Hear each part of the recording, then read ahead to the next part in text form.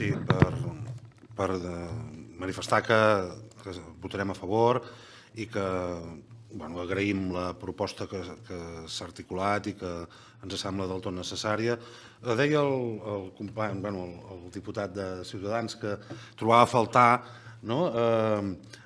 reivindicació de la memòria a la rereguarda. Doncs jo crec que això seria un bon exemple de memòria a la rereguarda. Les bombes que queien, a més, no eren de precisió, ja li asseguro, i ara li puc llegir alguns números de víctimes, no crec que distingissin entre ideologia d'uns i altres. I aquests refugis eren a l'abast de tothom i evidentment, sense distinció. El cert és que, com bé s'ha explicat, a la Guerra Civil Espanyola va haver-hi un salt de qualitat. És veritat que a la Primera Guerra Mundial ja va haver-hi atacs a població civil, però una de les, diguéssim, tristes novetats de la Guerra Civil Espanyola fou aquests atacs, aquests bombardejos indiscriminats a població civil, aquest terrorisme, aquesta manera d'entendre una guerra total.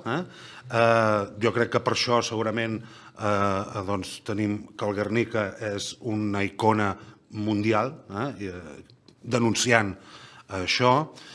Figueres, concretament, va patir 18 bombardejos amb 281 morts i la destrucció de 560 cases. Com deia, indiscriminadament. No crec que aquí es pugui establir masses bàndols, més enllà de que, efectivament, com s'ha explicat, era en el moment de la retirada un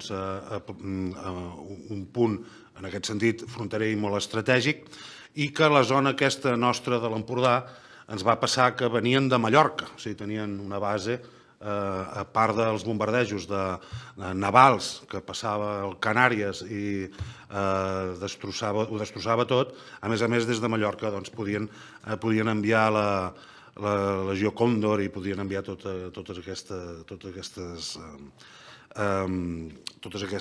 aquests atacs.